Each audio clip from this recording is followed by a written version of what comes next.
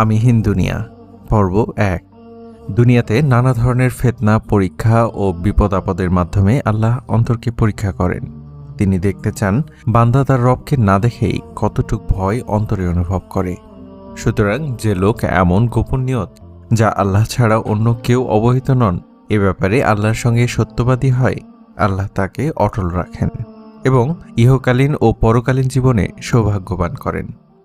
অন্তর আল্লাহর আঙ্গুলসমূহের ২ আঙ্গুলের মধ্যে অবস্থান করে। তিনি যেভাবে চান সেভাবেই পরিবর্তন করেন।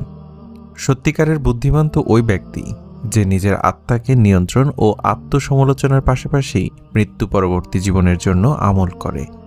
আর নির্বোধ তো ওই ব্যক্তি যে তার আত্মাকে প্রবৃত্তির অনুসারী বানায়। ঘড়িতে তখন রাত ১০টা। এক দিনী ভাইয়ের সাথে কথা বলে বাসায় ফিরছিলাম। বাসায় ঢুকতে না ঢুকতেই ভাইটি আবারও ফোন দিলেন। প্রিয় ভাই খালিদ বলল, নজরুল ভাই, আপনার ব্লাড গ্রুপ কি?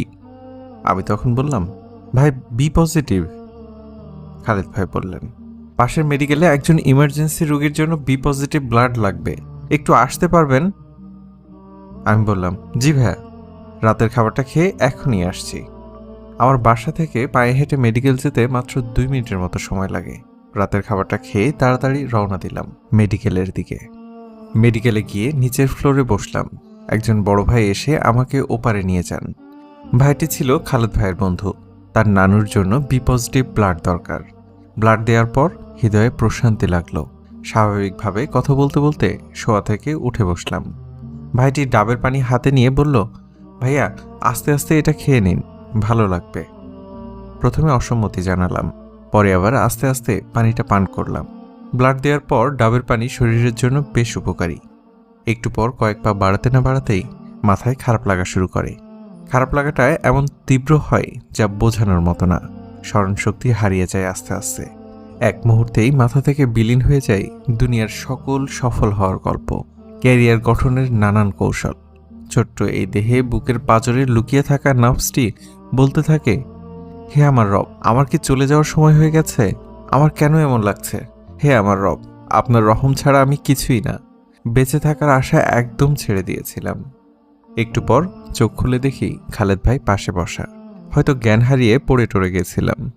তারা উঠিয়ে এনে হাসপাতালের বেডে শুইয়ে দিয়েছেন।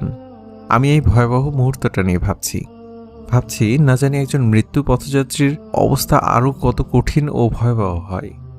এই সুস্থ জীবনটা আমাদের জন্য কতটা বড় নিয়ামত তা অসুস্থ না হওয়া পর্যন্ত বোঝাই যায় না। জীবনের টাকা নয়, বরং সুস্থতাই সবচেয়ে বড় নিয়ামত। বহু মানুষকে দেখেছি অসুস্থ শরীরে বছরের পর বছর বিছানায় কাতরাতে, আর বলতে শুনেছি, হাই, আমার সব সম্পদ বিক্রি করেও যদি আমি সুস্থ হতে পারতাম। সারা জীবন যে রবকে ভুলে রঙিন দুনিয়া উপভোগ করেছি, হাসপাতালের বেডে একমাত্র তাকেই আপন মনে হয়। দয়াময় সেই রবকে মানুষ মনে রাখে ততক্ষণ যতক্ষণ না বিপদ কেটে যায়। চিরন্তন সত্য সেই রবকে চিনতে না পারার কারণে, অন্তরে ভালোভাবে তাকে অনুভব করতে না পারার কারণেই আজ পৃথিবী জুড়ে মানুষ অশান্তিতে ভুগছে। সবাই শান্তির খোঁজে ক্লান্ত। বিবাহিতরা ডিভোর্সের চিন্তায়, আর অবিবাহিতরা বিয়ের চিন্তায় মগ্ন। বাচ্চাদের তাড়াতাড়ি বড় হওয়ার চিন্তা, আর বড়দের শৈশবে ফিরে যাওয়ার আকুতি। চাকরিজীবীরা কাজের চাপে চিন্তিত, আর যারা বেকার তারা চাকরি পাওয়ার চিন্তায় চিন্তিত। গরিবদের বড়লোক হওয়ার চিন্তা, আর বড়লোকদের গরিবের কুঠিরের একটুখানি শান্তি পেতে চাই। জনপ্রিয় ব্যক্তিরা লুকোনোর ঠিকানা খোঁজে, আর সাধারণ মানুষ জনপ্রিয় হওয়ার জন্য বিভোর। কেউ খাবার জোগাতে কাজের সন্ধানে ছুটছে, আবার কেউ অতিরিক্ত খেয়ে খাবার হজমের জন্য দৌড়াচ্ছে। আবার গভীর রাতে কারা যেন পাজিরো গাড়ি থামাচ্ছে নিষিদ্ধ পল্লীতে। ঘরে অপেক্ষারত স্ত্রী দীর্ঘশ্বাস ফেলছে। কেউ ভাঙা ঘরে থেকেও স্ত্রীকে নিয়ে অবিরত সুখের স্বপ্ন বুনছে। কেউ ভাবছে আর কয়টা দিন, ডিভোর্স পেপার সাইন করলেই মুক্তি। আবার কেউ এই একটা সম্পর্ককে টিকিয়ে রাখার জন্য যুদ্ধ করেই চলছে।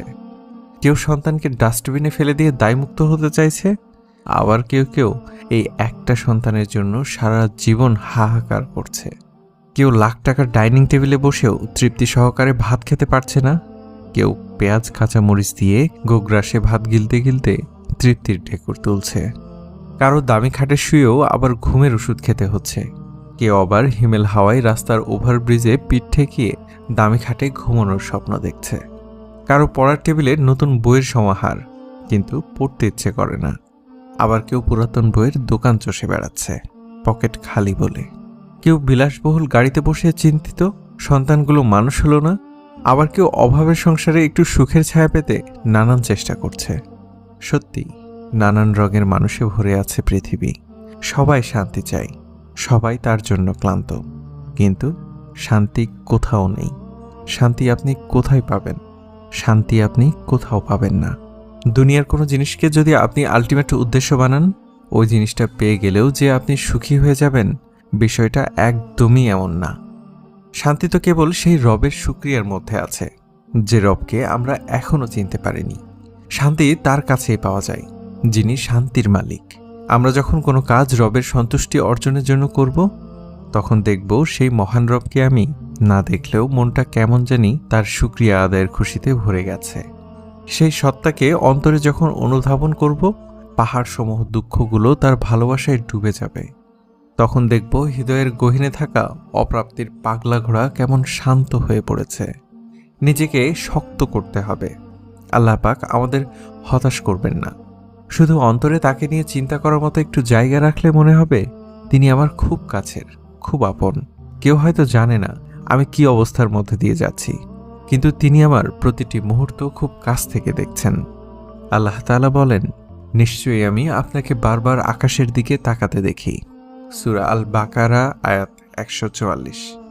মানুষের জন্য করতে করতে আমি যদি কবর পর্যন্ত চলে যাই, তারপরও আমার বিরুদ্ধে কোনো না কোনো অভিযোগ থাকবেই। কোথাও না কোথাও আমি তাদের মনের মতো না হয়েই থাকব।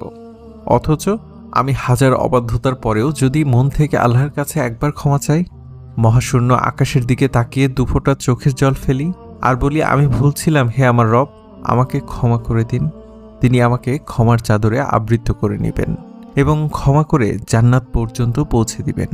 তিনি কখনোই আমাদের ক্ষতি চান না, বরং আমরা নিজেরাই নিজেদের ক্ষতি করি। আল্লাহ কখনোই আমাদের ছেড়ে যেতে চান না, বরং আমরাই আমাদের রবকে ছেড়ে চলে যাই। তারপরও তিনি আমাদের বারবার ক্ষতিগ্রস্ত হওয়া থেকে বাঁচাতে চান।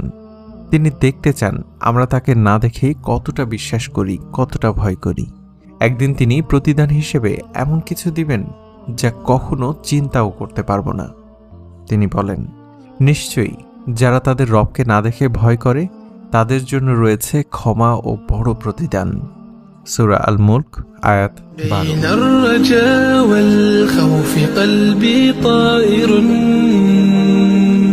ومن اليقين النور بيض جوانحي فوق السحاب يطير حر